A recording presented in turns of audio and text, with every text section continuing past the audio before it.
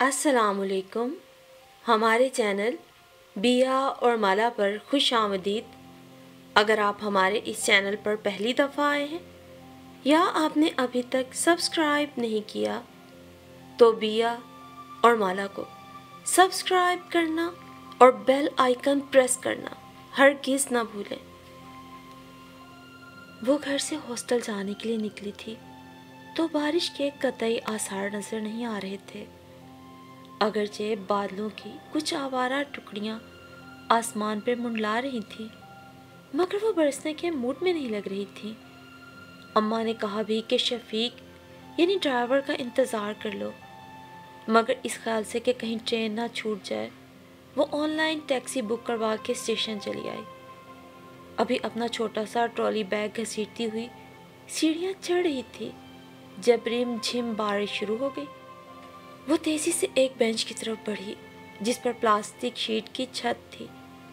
اس نے اپنے بال اور کپڑے جھاڑے، اپنا بیگ بینچ کے نیچے سرکایا اور خود ذرا آرام سے بیٹھ گئی. ٹرین آنے میں ابھی کچھ وقت تھا. اسٹیشن پر وہی مخصوص گہما گہمی تھی. سامان اٹھائے ادھر ادھر دوڑتے بھاگتے مسافر اور آوازیں لگاتے چھابڑی فروش. پچھلے 2 سالوں سے ٹرین کے ذریعے گھر سے ہاسٹل اور ہاسٹل سے گھر آتے جاتے وہ ان نظاروں کی عادی ہو چکی تھی. ابھی بھی وہ غیر دلچسپی سے ادھر ادھر دیکھ رہی تھی. سامنے سے ایک خوش باش سامان سے لدی پھدی فیملی اس جانب چلی آئی. 2 ادھیڑ عمر کے مرد اور عورت غالباً میاں بیوی تھے اور ان کے پیچھے پیچھے ایک صحت مند نوجوان لڑکی چلی آ رہی تھی. اس نے تقریباً 3-4 سال کی بچی کا ہاتھ تھام رکھا تھا اور ایک گپلو سا چھوٹا سا بچہ گود میں اٹھا رکھا تھا. ارے بیٹا ذرا سی جگہ دینا. ادھیڑ عمر کی خاتون تو آتے ہی اس کے پاس بینچ پہ ڈھہ سی گئی. ہائے اللہ، میں تو بہت تھک گئی، اتنی تو سیڑھیاں چڑھنی پڑتی ہیں. وہ بری طرح سے ہانپ رہی تھی. ان کے میاں نے تو اپنے ساتھ لائے ایک بڑے سے بیگ کو سیدھا کیا اور اس پہ تشریف فرما ہو گئے. اس نے مزید سرک کر لڑکی کے لیے بھی جگہ بنائی. ارے نہیں سسٹر، میں ٹھیک ہوں، کھڑی رہوں گی. اب بیٹھ گئی تو منا رونا شروع کر دے گا. لڑکی خوش دلی سے مسکرائی. ارے گڈو کے ابا، تم تو بیگ پہ ہی بیٹھ گئے. اس میں میرے کانچ کے گلدان رکھے ہیں، ٹوٹ جائیں گے. خاتون کے حواس بحال ہوئے تو ان کی نظر اطمینان سے بیگ پہ تشریف فرما اپنے میاں پہ پڑی تو وہ چیخ اٹھی. نہیں اماں، گلدان تو میں نے دوسرے بیگ میں رکھے ہیں. لڑکی نے ماں کو تسلی دی. بیٹی تم کہاں جا رہی ہو؟ اب خاتون نے اس کی جانب اپنا رخ کیا. وہ چشمے کی اوٹ سے اسے ٹٹولتی نظروں سے دیکھ رہی تھی. آنٹی میں لاہور جا رہی ہوں. اچھا، واہ واہ، ہم بھی لاہور جا رہے ہیں. وہ سب اچانک الرٹ ہو گئے. تبھی انجن پلیٹ فارم کی جانب آیا، پھر بوگیاں پلیٹ فارم سے آ لگیں تو شور و غل مزید بڑھ گیا. لڑکی کے دونوں بچوں نے گھبرا کے رونا شروع کر دیا. بچی تو چیخیں مار کر اس کی ٹانگوں سے لپٹ گئی. وہ شاید پہلی بار ٹرین میں سوار ہوئی تھی. پلیز آپ میرے منہ کو پکڑنا، میں اسے لے کے چڑھتی ہوں. تو لڑکی نے اپنا بچہ اسے تھمایا اور وہ خود اپنا ٹرالی بیگ گھسیٹتی احتیاط سے بچے کو گود میں لیے ڈبے کے اندر گھس گئی. باقی سب بھی اس کے ساتھ سوار ہونے لگے. ابھی وہ کسی خالی سیٹ وغیرہ کی تلاش میں ادھر ادھر دیکھ رہی تھی جب اسے اپنی پشت پر ایک بھاری سی مردانہ آواز سنائی دی. محترمہ، آپ کے بچے کا ایک جوتا نیچے گرا ہوا تھا. اس نے پلٹ کر دیکھا تو جینز شرٹ میں ملبوس ایک لمبا تڑنگا سا لڑکا ایک چھوٹا سا جوتا اس کی طرف بڑھا رہا تھا. اس کی نظر بچے کے پاؤں پر پڑی. ایک جوتا واقعی غائب تھا. وہ بری طرح جھیم گئی. شکریہ بھیا، یہ ان کا نہیں، میرا بچہ ہے.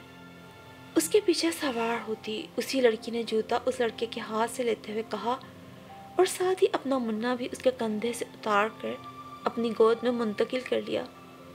تمہارا بھی شکریہ بہن. وہ یہ کہتے ہوئے سامنے والے بینچ جو خالی تھا وہاں بیٹھ گئی. اب شرمندہ ہونے کی باری لڑکے کی تھی.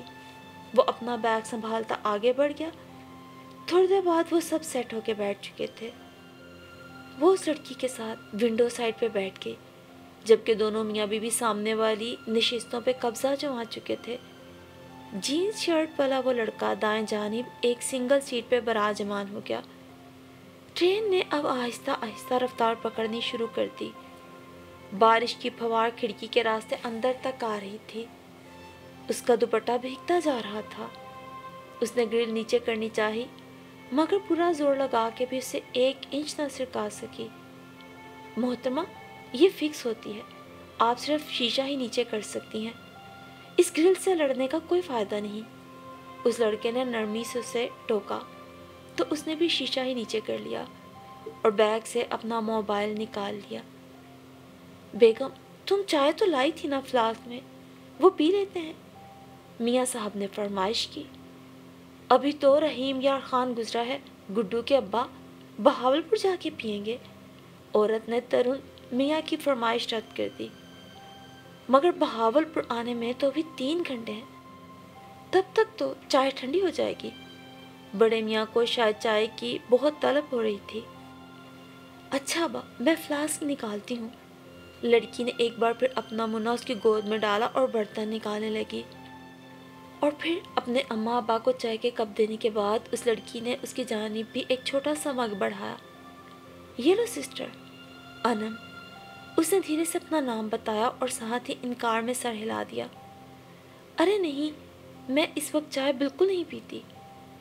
تو اس لڑکی نے وہی مگ اس لڑکے کی جانب بڑھا دیا، جو اس جینز والے لڑکے نے شکریہ کہہ کے کچھ جھجکتے ہوئے تھام لیا۔ اب وہ اس کی جانب دزدیدہ نظروں سے دیکھتے ہوئے کپ کو ہاتھوں میں لیے بیٹھا تھا۔ بے فکر ہو کے پیے بھائی، ہم نے اس میں کچھ نہیں ملایا۔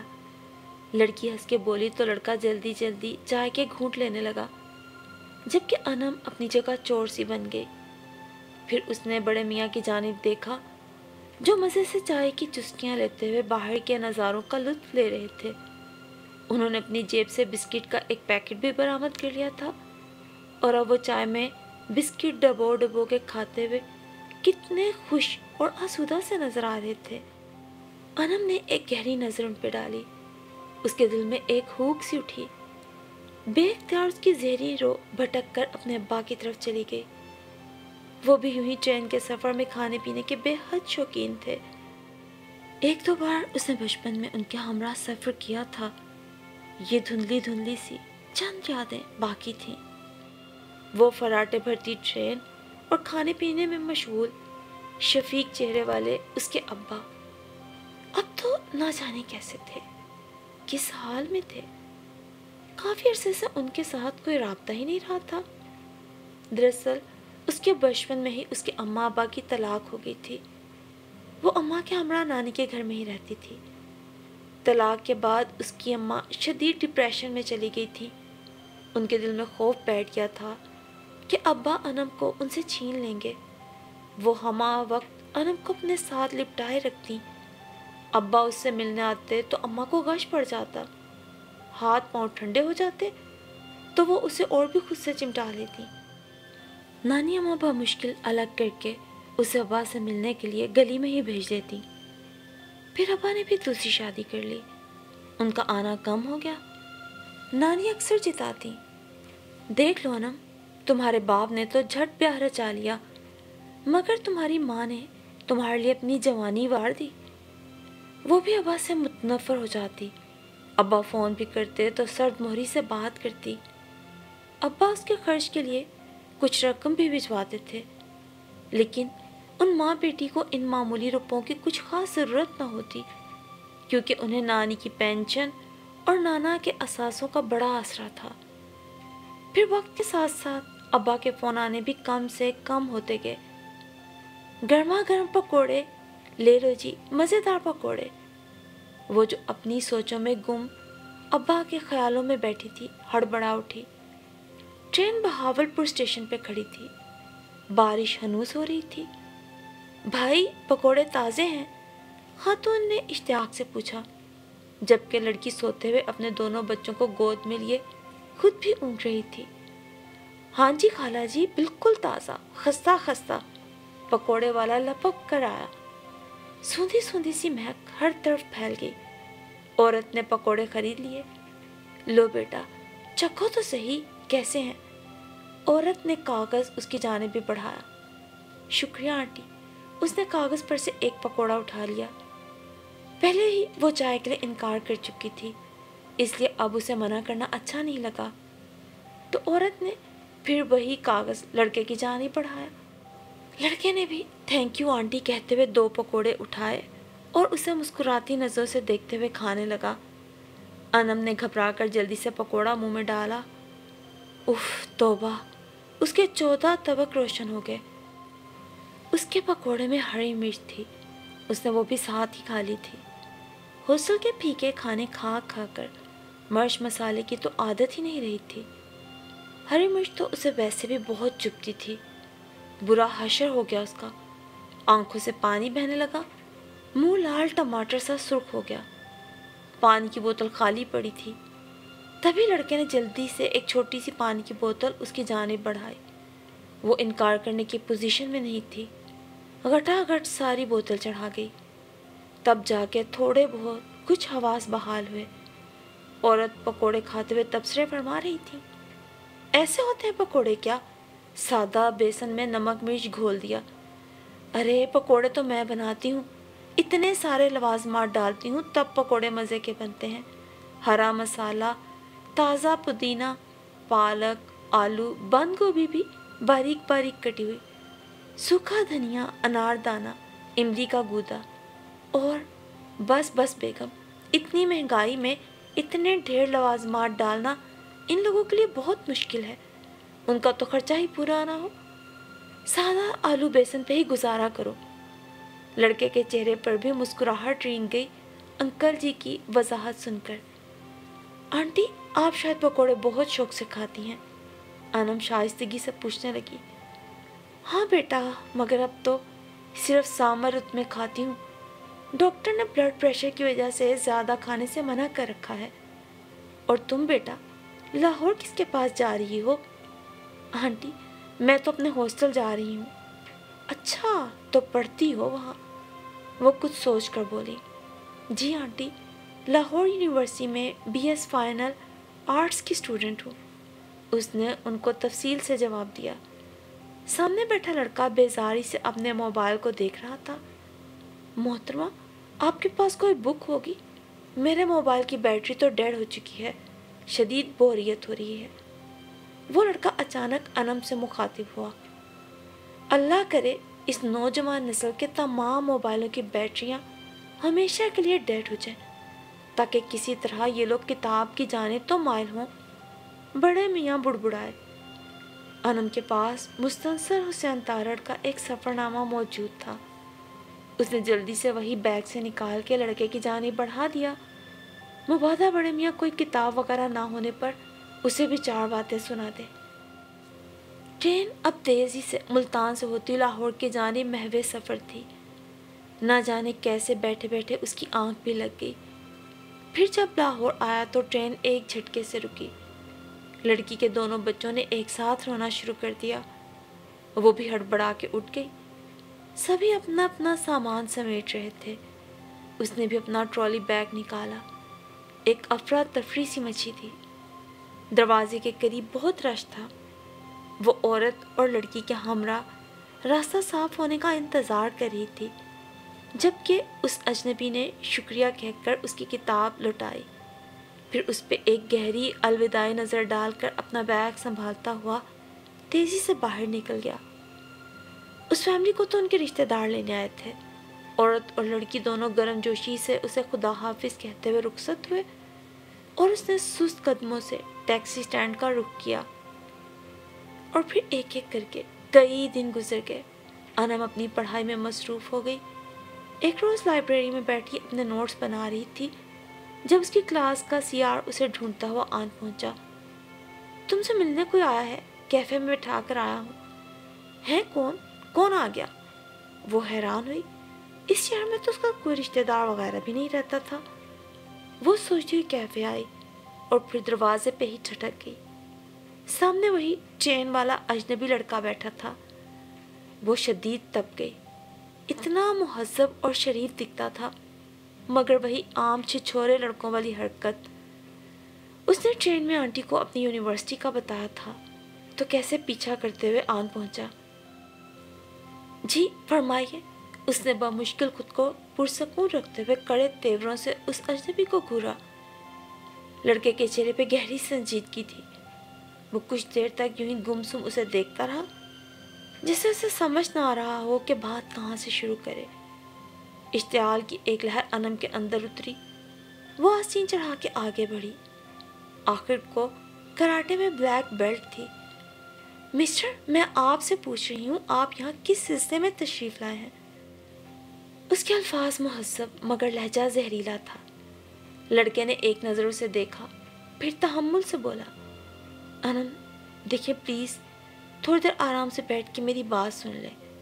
اچھا تو میرا نام بھی یاد رکھا ہوا ہے، اس نے دل میں تنفر سے سوچا۔ انم دیکھیے، اب ناراض مت ہو، میں دراصل آپ سے آپ کے فادر کے بارے میں بات کرنے آیا ہوں۔ اور ابا کے ذکر پہ وہ بھونچکا رہ گئی۔ وہ تو سمجھی تھی کہ وہ اسے پہلی نظر کی محبت وغیرہ کی کوئی فلوپ سی کہانی سنانے آیا ہے، مگر وہ تو بالکل مختلف بات کر رہا تھا۔ میرے ابا کو آپ کیسے جانتے ہیں؟ اس نے بے صبری سے پوچھا۔ دراصل آپ کے ابا نے میری پھوپھی سے نکاح کیا تھا۔ پہلے تو مجھے بھی علم نہیں تھا۔ ایک دن آفس والوں سے ان کے واجبات وصول کرنے تھے تو ان کی فائل بنوا رہا تھا۔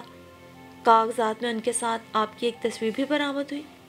تصویر اگرچہ بہت پرانی تھی مگر بہت واضح تھی، اسی لیے تو اس دن میں آپ کو ٹرین میں دیکھ کے ٹھٹک سا گیا، مگر بے یقین سا بھی تھا۔ آپ کی بک پر آپ کا نام دیکھا تو گھر آ کے پھپھو سے پوچھا، انہوں نے بھی تصدیق کی اور ساتھ ہی بتایا کہ آپ کے اپنے ابا کے ساتھ تعلقات برائے نام ہی ہیں۔ میں بھی اس بات کو نظر انداز کر دیتا، مگر ابھی 3 دن پہلے ان پر فالج کا شدید حملہ ہوا ہے۔ وہ ہاسپٹلائزڈ ہے، حالت خاصی خراب ہے۔ اس وقت انہیں آپ کی ضرورت ہے۔ میری درخواست ہے آپ ایک بار ان سے مل لیں، ہو سکتا ہے ان کو آپ سے مل کر سکون آئے اور ان کی حالت میں بہتری آ جائے۔ ہیں، ابا بیمار ہے؟ اتنے بیمار؟ وہ اور بھی بہت کچھ کہہ رہا تھا، مگر انم کا ذہن صرف اسی ایک بات پہ اٹکا ہوا تھا۔ اسے اس لڑکے کا چہرہ دھندلا سا نظر آ رہا تھا اور سر چکراتا ہوا محسوس ہو رہا تھا۔ انم پلیز، آپ ریلیکس ہو جائیں، انشاءاللہ سب ٹھیک ہو جائے گا۔ یہ کارڈ ہے، اس پہ ہاسپٹل کا پتہ درج ہے۔ اس نے دلاسا دیتے ہوئے اس کی جانب ایک کارڈ بڑھا دیا، جسے انم نے غائب دماغی سے پکڑ لیا۔ وہ یوں ہی حق تک بیٹھی تھی۔ وہ لڑکا اپنی جگہ پہ کھڑا ہوا اور پھر اس کی جانب ذرا سا جھک کر بولا، میرا نام منیب ہے اور کارڈ کی پشت پر میں نے اپنا نام اور ایڈریس وغیرہ بھی لکھ دیا ہے۔ حالانکہ انم کا اپنے باپ سے اتنا جذباتی لگاؤ نہیں تھا، مگر خون کی بھی ایک کشش ہوتی ہے۔ ان کی بیماری کا سن کے وہ نڈھال ہو گئی۔ اس دن باقی کلاسز چھوڑ کے ہاسٹل چلی آئی۔ ابا کا تو نمبر بھی کب سے موبائل سے ڈیلیٹ ہو چکا تھا۔ اپنی روم میٹ عالیہ سے تذکرہ کیا تو وہ بولی، دیکھو انم، آج کل کے حالات بہت خراب ہیں، یوں کسی اجنبی کی کہانی پر منو ان اعتبار نہیں کیا جا سکتا۔ ہاسٹل کی وارڈن خاصی سمجھدار خاتون ہے، کچھ عرصہ ویمن پولیس میں بھی رہ چکی ہیں۔ ان سے اپنی پریشانی کا ذکر کرو، وہ ضرور تمہارے ساتھ ہسپتال چلی جائیں گی۔ کچھ دے دلا دینا، وہاں جا کر ہی صحیح صورتحال معلوم ہو سکتی ہے۔ اور پھر کارڈ پہ دیے گئے پتے پر وہ وارڈن کے ہمراہ ہسپتال پہنچ گئی۔ سامنے بیڈ پہ نہیں و نزا سے ابا ہی تھے، اتنے کمزور، اس قدر لاغر، ہڈیوں کا تقریباً ڈھانچہ۔ اس نے ان کے نقوش سے انہیں پہچانا۔ ان کے قریب دھری کرسی پر ایک نفیس سی آنٹی بیٹھی تھی۔ وہی لڑکا، شکل سے یاد آیا کہ اس کا نام منیب ہے، ان کی ڈرپ ٹھیک کر رہا تھا۔ انم ہولے ہولے چلتی ان کے سرہانے آ کھڑی ہوئی، پھر اس نے ان کے جھریوں بھرے کمزور سے ہاتھ پر اپنا ہاتھ رکھا۔ ابا کے وجود میں ہلکی سی جنبش ہوئی۔ ابا جان، اسے دھیرے سے پکارا۔ وہ آنٹی وارڈن کو بتا رہی تھی کہ ان کے دائیں حصے پہ فالج کا حملہ ہوا تھا، چہرے کا آدھا حصہ متاثر ہوا تھا، فی الحال وہ بولنے سے قاصر تھے۔ انم ان کے قریب کھڑی آنسو پیتی رہی۔ تبھی اسے احساس ہوا کہ کہ اس نے باپ جیسے انمول رشتے کو نظر انداز کر کے غلطی ہی نہیں گناہ بھی کیا تھا۔ والدین کے ذاتی اختلافات اپنی جگہ، وہ دونوں ہی بچوں کی یکساں محبت اور توجہ کے حقدار ہوتے ہیں۔ یہ جوس لیں آپ۔ وہ اپنی ہی سوچوں میں غلطاں تھی جب منیب نے جوس کا ڈبہ اس کی جانب بڑھایا۔ اسے چونک کر دیکھا، وہ چہرے پر نرم سا تاثر لیے اس کی جانب دیکھ رہا تھا۔ اس نے بھی تشکر سے اسے دیکھا۔ وہ کافی دیر بیٹھی رہی۔ رخصت ہوتے وقت جب اس نے ایک بار پھر ابا جی پکارا تو اس بیمار وجود میں ہلکی سی حرکت محسوس ہوئی، اور پھر ان کی بائیں آنکھ سے ایک آنسو ٹپکا اور وہ برستی آنکھوں سے لوٹ آئی۔ پھر انم روز ہاسپٹل جانے لگی۔ کبھی ابا کے لیے سوپ اور دلیا وغیرہ بھی بنا کر لے جاتی۔ منیب اکثر وہیں ہوتا۔ وہ دیکھ رہی تھی وہ کتنی ذمہ داری سے انہیں سنبھالنے میں آنٹی کی مدد کر رہا تھا۔ وہ کم گوزا لیے دیے رہنے والا انسان تھا۔ اس کی موجودگی میں انم خود کو پرسکون محسوس کرتی تھی۔ پھر ابا کی حالت کافی سنبھل گئی اور ایک دن انہیں ہاسپٹل سے ڈسچارج کر دیا گیا۔ منیب نے بتایا تھا کہ ان کی ریٹائرمنٹ کے بعد آنٹی نے پینشن کے روپوں اور بچت کو ملا کر ایک چھوٹا سا گھر خریدا تھا۔ اسی دوران اس کا اپنے گھر بھی جانا ہوا۔ اماں، میں ابا سے ملی تھی۔ اس نے حوصلہ پا کر ڈرتے ڈرتے اماں سے تذکرہ کیا۔ وہ خلاف معمول خاموش رہیں۔ اماں، وہ بہت بیمار ہیں۔ اماں، میں اب ان سے ملنا چاہتی ہوں۔ میں نے غلطی کی تھی۔ وہ دھیرے دھیرے بول رہی تھی۔ میں نے بھی غلطی کی تھی۔ اماں کے منہ سے سرسراتا سا جملہ نکلا تھا۔ انم نے بے یقینی سے ان کی طرف دیکھا۔ جب سے تمہارے نانا ابو اور نانی اماں فوت ہوئے ہیں، میں خود کو اتنا تنہا محسوس کرتی ہوں۔ اب مجھے احساس ہوتا ہے کہ ایک اہم رشتے سے محروم رکھ کر میں نے تمہارے ساتھ زیادتی کی ہے۔ مجھے اب معاف کر دو میری بچی۔ وہ سسک اٹھی۔ ارے نہیں امی، پلیز۔ اس نے انہیں لپٹا لیا اور تسلی دینے لگی۔ اور پھر اگلی بار جب انم لاہور آئی تو ابا کے گھر بھی گئی۔ وہ اسے دیکھ کے کھل اٹھے۔ آنٹی بھی خوش دلی سے ملے۔ وہ متلاشی نظروں سے ادھر ادھر دیکھ رہی تھی۔ منیب اب یہاں نہیں ہوتا، آنٹی نے اس کی نظروں کا سوال سمجھ کر کہا تو وہ بری طرح سے جھیم گئی۔ وہ آنٹی، میں سمجھی کہ آپ کے ساتھ ہی رہتے ہیں۔ اسے اپنی مایوسی پہ حیرت ہو رہی تھی۔ اس نے خجالت چھپانے کے لیے جلدی سے کہا، وہ تو تمہارے ابا بیمار تھے اس لیے میری مدد کے خیال سے چند روز یہاں رہا تھا، ورنہ ان لوگوں کا گھر تو فیصل ٹاؤن میں ہے۔ انم اپنے ہاسٹل کے اخراجات پورے کرنے کے لیے اپنی چند جونیئرز کو ٹیوشن پڑھاتی تھی شام میں۔ آج اسے ٹیوشن فیس ملی تھی تو اپنی روم میٹ عالیہ کے ہمراہ مارکیٹ چلی آئے۔ دونوں نے کچھ ضروری شاپنگ کرنا تھی۔ عالیہ جیولری اور میک اپ سیکشن کی طرف چلی گئی۔ اسے ایک گہرے کلر کا نفیس سا اسٹالر پسند آیا تو وہ اس نے آنٹی کے لیے خرید لیا۔ پھر ابا کے لیے ایک سفید کرتا بھی دل کو بھا گیا۔ ادھر ادھر گھوم رہی تھی جب نظر ایک خوبصورت بلیک کلر کی مردانہ شرٹ پہ پڑی۔ بے اختیار نظروں کے سامنے منیب کا سراپا گھوم گیا۔ اس پر یہ کتنی سوٹ کرے گی؟ جی میں آیا کہ وہ بھی خریدے۔ پھر اس نے وہ مشکل دل کو ڈانٹ ڈپٹ کے خاموش کرایا۔ بھلا وہ اسے کس حیثیت سے تحفہ دے گی؟ عالیہ کی طرف آئی تو وہ بھی اپنی شاپنگ مکمل کر چکی تھی۔ ذرا اس سب کا بل تو بنا دیں، ڈسکاؤنٹ کے ساتھ۔ دونوں نے سارا سامان کاؤنٹر پہ ڈھیر کر دیا۔ اس کی آواز پہ سیلز مین پلٹا تو انم حق دک رہ گئی۔ سامنے منیب بھی کھڑا تھا۔ آپ یہاں؟ بے ساختہ اس کے منہ سے نکلا۔ جی میں یہاں پارٹ ٹائم جاب کرتا ہوں، وہ بڑے پورے اعتماد لہجے میں بولا تو انم بے اختیار ٹکٹکی باندھے اسے دیکھے گئی۔ مس انم، آپ شاید سمجھی تھی کہ یہ اتنا بڑا شاپنگ مال میرا ہے۔ وہ انم کے یوں دیکھنے پہ کچھ شرارت سے بولا تو انم سر پٹا گئی۔ جی نہیں، آؤ عالیہ۔ وہ عالیہ کو گھسیٹتی ہوئی تیزی سے باہر نکل آئی۔ یار یہ تمہاری اسٹیپ مدر کا بھتیجا ہے نا؟ بڑا ہینڈسم ہے۔ عالیہ بولی تو وہ تڑپ اٹھی۔ یوں نا نامحرموں کو دیکھنا بھی گناہ ہے۔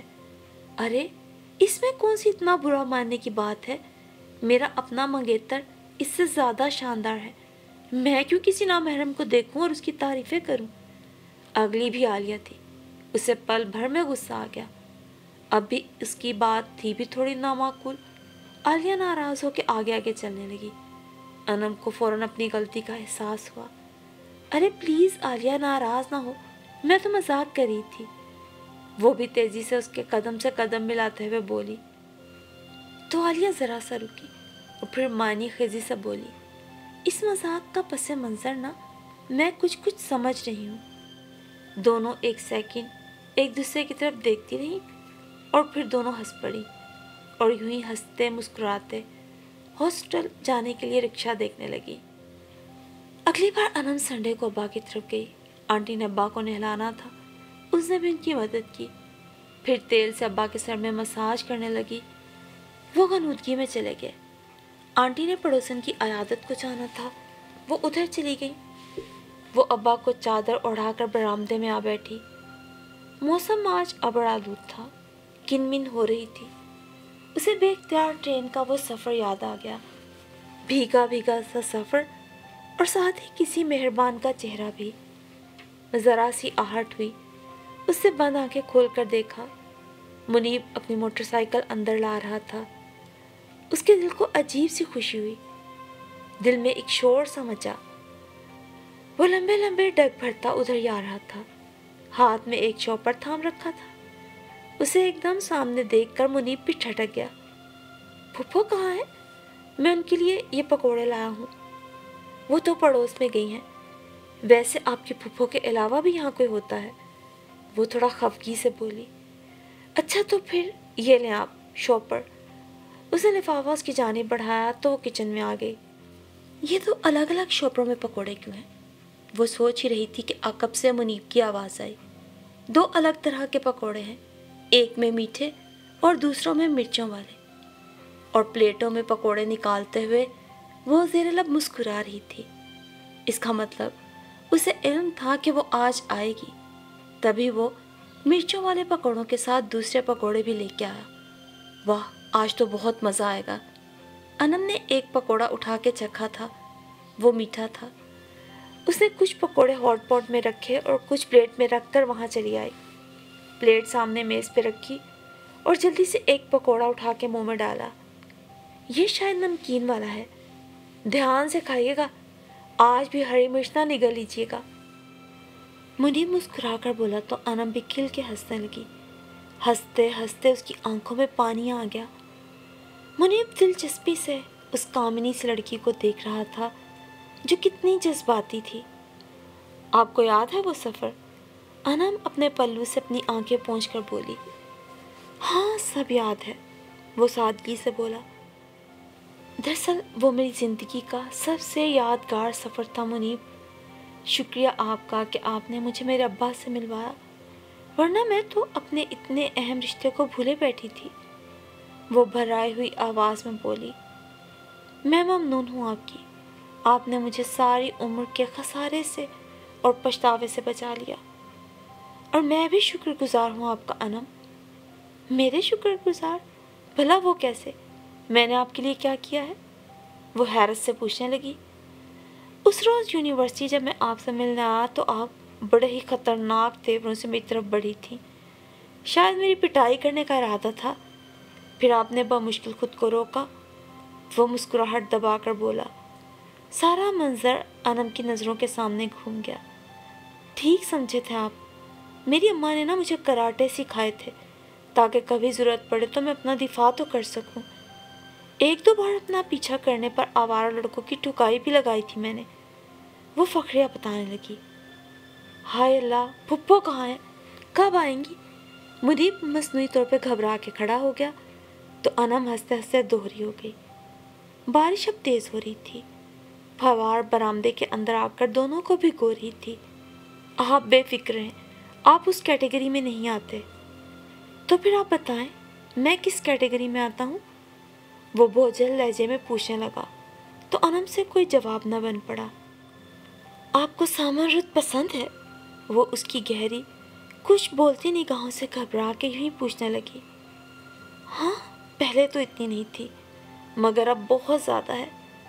मुझे भी पहले तो नहीं थी, मगर अब बहुत ज़्यादा पसंद है। उसने भी उसका जुमला दोहराया। वो क्यों? दोनों के मुंह से बैक वक्त निकला। दोनों ही खामोश रहे। کیونکہ دونوں ہی جانتے تھے کہ یہ سامر رت انہیں اسی لیے پسند ہے کہ وہ اسی سامر رت میں پہلی بار ملے تھے۔ ہاں، اس روز وہ یہ نہیں جانتے تھے کہ تھوڑی دیر کے سفر میں ملنے والے زندگی بھر کے ہم سفر بھی بن جاتے ہیں، لیکن آج ان دونوں کے دل جانتے تھے وہ کیا چاہتے ہیں۔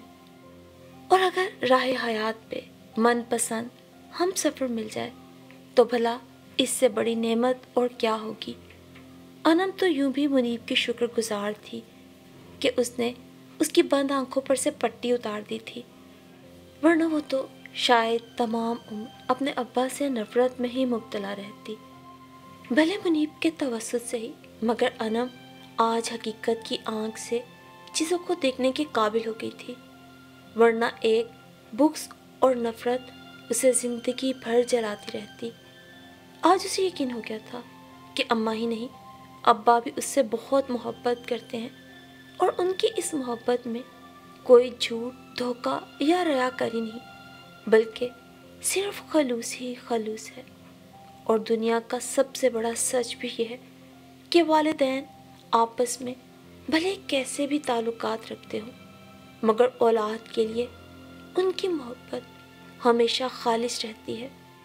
ایسے میں والدین کا بھی یہی فرض اور ذمہ داری ہے کہ بطور میاں بیوی بھلے وہ ایک دوسرے سے کتنی بھی نفرت کیوں نہ کرتے ہوں، مگر اپنی اولاد کے ذہن میں والدین میں سے کسی ایک کے لیے کبھی بھی نفرت کا بیج نہیں بونا چاہیے، اور انہیں کسی ایک کی بھی شفقت سے محروم نہیں کرنا چاہیے کہ وہ اولاد جو ماں یا باپ کسی ایک کی شفقت سے بھی محرومی میں پلتی ہے، اس پہ کیا گزرتی ہے، یہ انم یا انم جیسے بچے ہی سمجھ سکتے۔